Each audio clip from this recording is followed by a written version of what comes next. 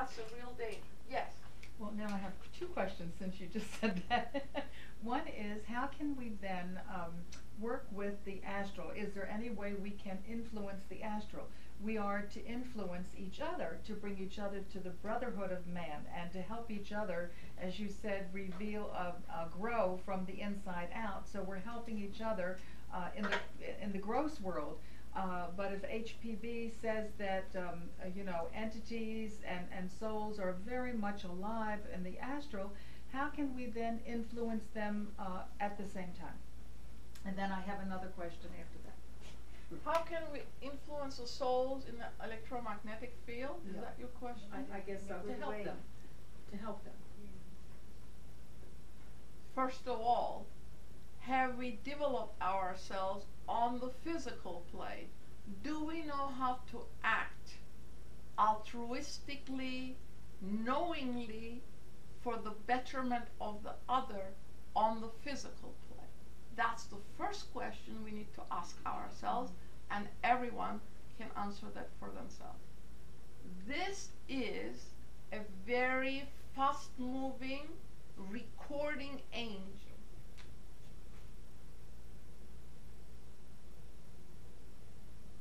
All our deeds are recorded on the astral field. So, how can you help it?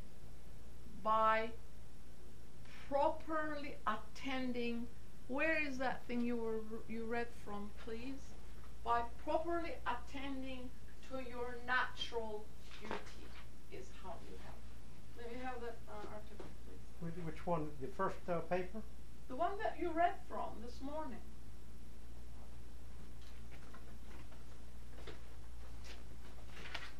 No, your paper. Okay.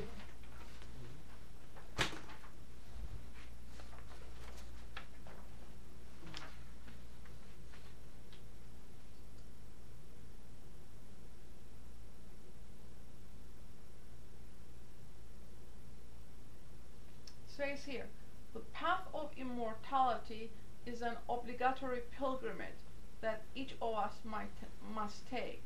Neither HPB nor the masters that she represented, nor anyone else can take it for us. They can only point the way. We must experience that path ourselves and make decisions ourselves along the way.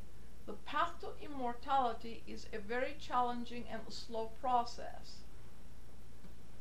Well, I don't know where it is, but anyway, it says that we must attend to our own natural duties, that even if you do them imperfectly with the intent of doing the best for the other, that's what counts. In other words, thought precedes actions. So, and they're recorded. If you're thinking correctly for the benefit of the other, it is recorded.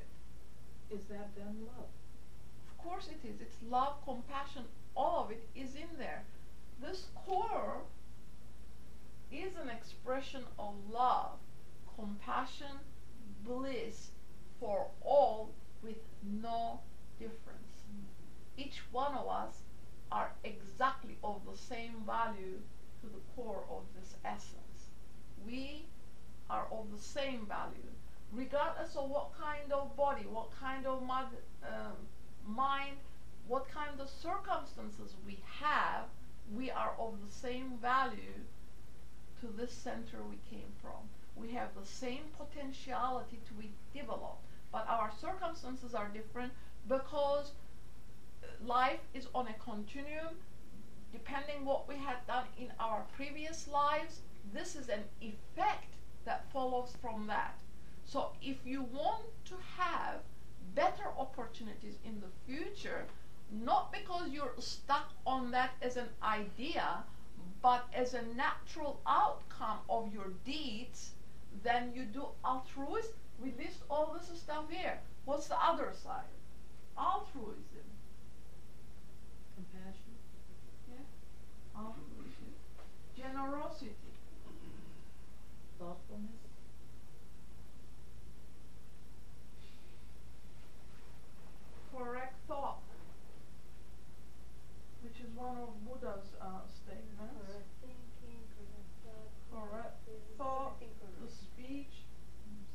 selflessness. deeds,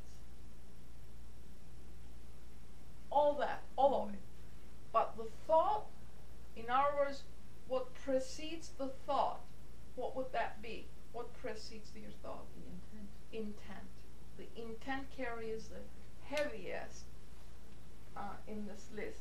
So when you're doing altruistic work, how can we walk the three recommended paths that this student presented this morning? There are three things in each human life that we must correlate and to the best of our ability do in the best manner we can. First, we cannot realize the inner reality which we talk about being in the heart. Which heart are we talking about? The anahata.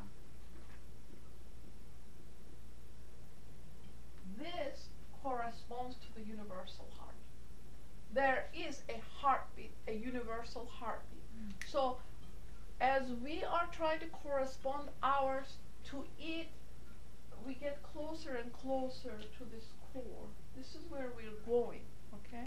Whether you call it Brahma or whatever, it's the circle. Brahma's circle, egg, it's inclusive of everything. Meditation. But meditation is the culmination, which is called samadhi in Patanjali's yoga aphorism. The first part of that is concentration. We need to become concentrated on what? One pointedness. This is the aim. This is where we want to go. All of the activity of your life needs to be one pointed towards it. We are all in situation, but you can still hold on to this one pointedness through correct concentration of the mind. What is it you're establishing there? You want the higher mind to energize you, not the lower mind. And its achievement can be only done through persistent and patient work in this direction. Every day you sit in your corner, you imbibe your soul and ask for assistance from the higher aspects of yourself. It's here. You can't hear it. You have to become quiet to hear it. What is that quietude called? Bliss. This core is blissful. You have to attune yourself to it to hear it.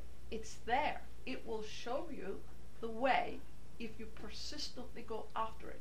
It might not happen in one lifetime. It might take more than one lifetime, but it is worthwhile working at it. Number two. What is number two? The masters are philanthropists. They do charity to all of us, all of nature, not just humanity, but all of nature. They distribute this compassionate energy in pulsating light towards all of us. We, in return, can emulate the same effort, even if it is one other person that you influence by a smile. Rather than an ugly word, give it a smile. Charity is the second. What's the third? This. It says here, and I will read it directly. Oh, this one here. Studying, and this is for theosophical students. I don't want anybody offended by whatever book appeals. Studying the writings of H.P.B. and William Quan Judge, if continued over time and approached with patience and determination, provide a solvent to dissolve the temporary glamour of the world. The driving force behind this growth is neither an outside guru nor a predictable formula, but comes from the gift of human mind transforming itself into its true identity of a spiritual mind. This then comes from this effort, trying to understand, not go all over the universe, but stay with whatever pure teachings appeal to you, but not 10,000 of it, but stay with the same all the time.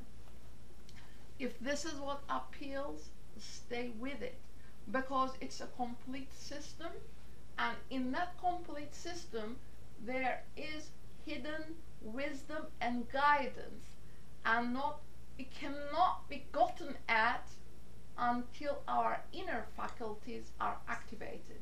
What are those? Higher mind, discrimination, and intuition. Without the two abilities which we could understand nothing, because that looks directly at ideas and it flashes, it lights on it, and you know what its inherent quality is, you know exactly what it is. That's what we are trying to develop, because these will be necessary for humanity to move forward. Our next sense is permeability. Permeability. These are not given to us as words. These are going to be realities that we have to live through. What is permeability? We're going to be able to see through things. But what would we be needing that for? If we don't have moral values, if we are not ethical, if we do not consider the welfare of the all, what kind of harm could we possibly do to our world when we cannot even manage our world in the physical sense? Tremendous damage.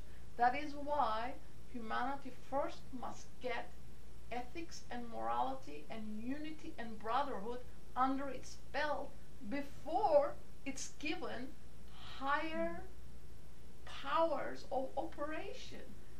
Just like the Atlanteans, they killed and did all kinds of stuff to the universe around them, which is, by the way, stated in Plato's writings.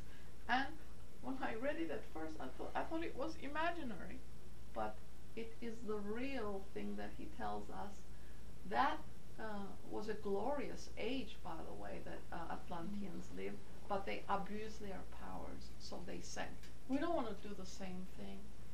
Imagine how many spoonfuls of food we feed each child and raise them.